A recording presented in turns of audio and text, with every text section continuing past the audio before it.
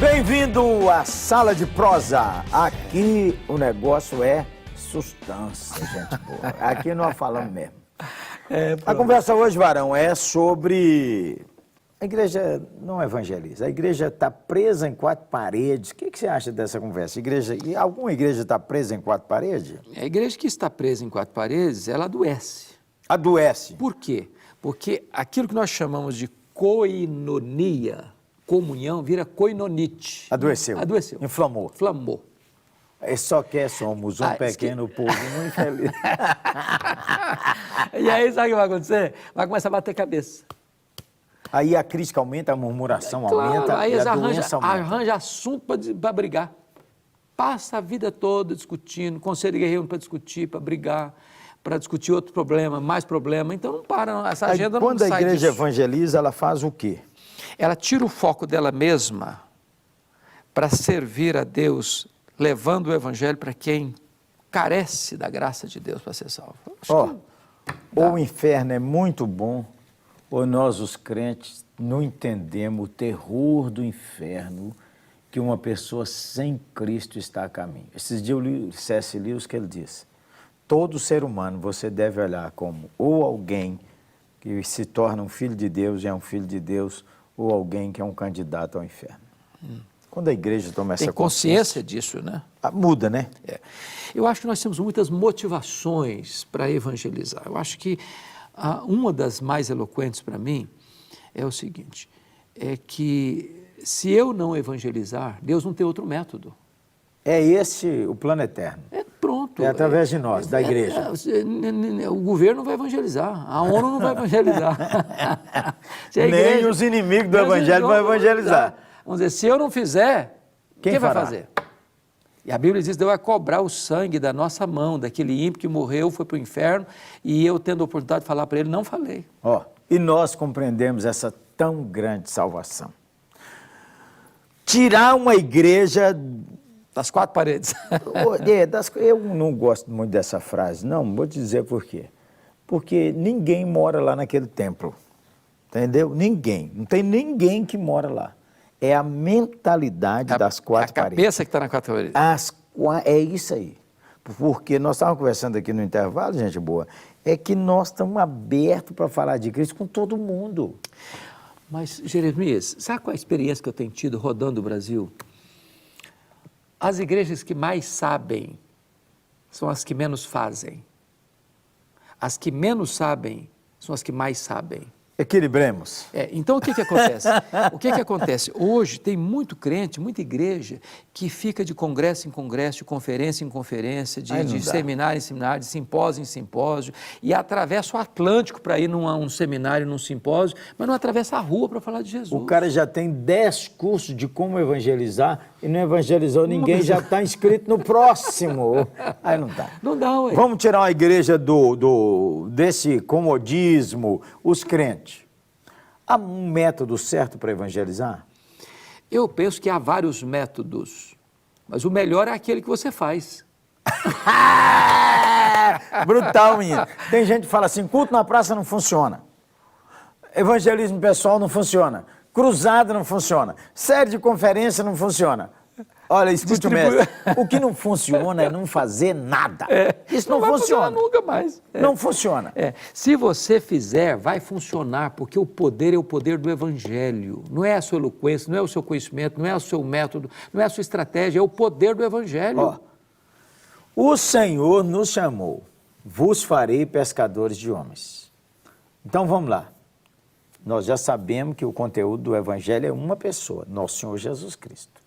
Não é a doutrina, não é o jeito nosso de ser, o evangelho é uma pessoa, Jesus Cristo, nosso Senhor. É uma pessoa. Agora, sair para evangelizar. Dá umas sugestões aí, mestre. Nós precisamos buscar todos os meios possíveis, legítimos, para levar Cristo. Você pode fazer isso através de uma visita. Uma visita. Jesus visitou a samaritana ali, né? Aquele encontro ali é Deus, menino. Então, uma conversa que foi levando da curiosidade à vida. A vida. Você pode evangelizar usando as redes sociais. Em vez de ficar falando mal dos outros, criticando, contando piadas, espalhando coisa ruim. Aqueles filminhos, kkkk. Então, bota um versículo lá, uma mensagem boa, que leva esperança para as pessoas. Você acha que cruzada funciona? Funciona. Mestre? Fala mais. Funciona, eu já fiz algumas cruzadas, tem vários aspectos. Mobiliza a igreja, entusiasma a igreja, une os crentes e leva não só no evento em si, mas antes, a mobilização. Isso é uma coisa que impacta, mostra a cara da igreja na cidade. Constantemente, a liderança da igreja precisa pensar o que deve mobilizar a igreja para buscar o perdido.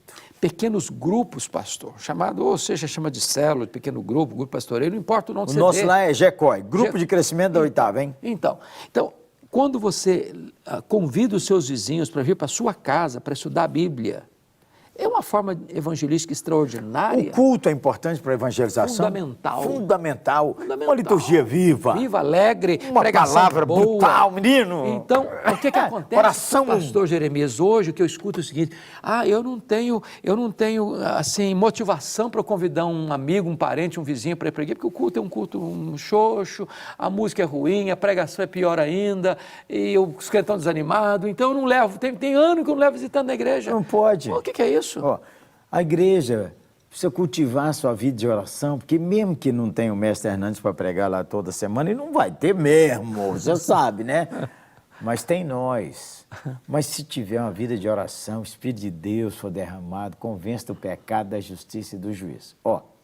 O que não pode é ficar sem fazer nada. Então, acho que todo crente tem um amigo, tem um parente, tem um vizinho, claro, que pode convidar, que pode levar e orar. E pedir a Deus graça, e falou, pastor, eu vou levar um visitante, o senhor ora aí, o senhor prepara um sermão substância.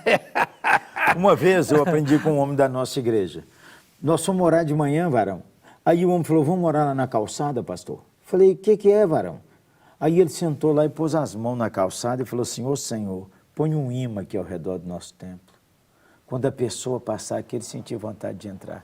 Varão, eu tenho dezenas de casos que o cara lá, vizinho, andou assim, e depois eu falei, quem convidou o senhor assim aqui? Ninguém convidou. Um dia eu passei aqui, eu falei assim, eu moro num bairro, nunca entrei nesse templo, nessa igreja, eu vou entrar. Entrei e Deus tocou meu coração, estou aqui mesmo da igreja. Pastor Jeremias, é conhecida a história dos avivamentos, quantas pessoas que passavam anos a fio em frente ao templo, quando Deus derramou do seu Espírito, as pessoas eram atraídas irresistivelmente. Eu acho que nós precisamos descobrir o poder de Deus através da oração, para que as pessoas criem ânimo para orar pela igreja, para motivar ir para o culto, e orar pelo pastor, orar para que Deus dê graça a ele, orar pela música, orar pelo ambiente do culto, convidar a gente para ir. E quem converte é Deus. Testemunhar todo dia. Meu pastor, você que é nosso companheiro aqui nessa conversa aqui, pense uma maneira de impulsionar essa igreja à evangelização. Uma dica para os membros. Para os membros, você que vai para o culto, vai para oferecer. Não vai querer lá, ela busca, não, vai lá para dar. E ao ir para o culto, convide alguém para ir com você. Eu conheço muita gente que veio a Cristo porque um dia teve coragem e falou, vão comigo. E a pessoa foi e Deus tocou o coração. Eu não recomendo essa toda não, mas um rapaz converteu. Aí chamou a mãe, que zombou que ele converteu. A mãe disse, eu só vou nesse culto se depois do culto você me pagar 2 cervejas. O menino falou, eu pago. Ela foi no culto, menino. Recebeu um toque do Espírito Santo. Não, recebeu um toque do Espírito Santo, mas eu gostei disso aqui. Mas eu vim pelas minhas cervejas. Foi e tomou. O menino pagou. Mas a mãe falou, quero voltar lá. É membro de nossa igreja. Glória a Deus. Assustado. Glória a Deus. Vamos orar? Vamos orar. E eu quero encorajar você a tomar uma posição esse ano. Amém, A igreja não precisa ficar sempre assim, aquela mesma igrejinha. Vamos ganhar alma, hein, irmãos? Vamos para frente. Vamos ganhar alma. Não importa se você vamos buscar os perdidos. Numa região rural, numa pequena cidade ou num grande centro urbano. Deus pode fazer a igreja florescer. Vamos buscar os perdidos? Amém? Amém. E debaixo dessa oração aqui nós vamos. Amém. Deus amado, move o nosso coração. Move meu coração, Produz Senhor. compaixão no nosso coração. Amém. Motivação Sim, celestial. Senhor. Amém. Para que nós testemunhemos a tempo e a fora de tempo. Amém. E para que nós tenhamos alegria de ver, Deus, o fruto desse trabalho, de semeadura, para que haja uma grande colheita para a glória do Teu nome. Amém. Em nome de Jesus. Amém. Amém. Sala de prosa, encorajando você, testemunhando de Cristo e falando com você, ó. Vá ao culto na igreja próximo da sua casa, de preferência e exclusivamente uma igreja que prega a Bíblia. Em BH, 8ª Igreja Presbiteriana de Belo Horizonte. Há muitas que pregam a Bíblia, mas meu convite é para a 8ª. Siga a gente nas redes sociais e você também pode ser impactado pela Bíblia através do Ministério de Luz para o caminho. uma Agência missionária a serviço do Evangelho. uma sustância. Abraço, gente. Abraço, gente boa.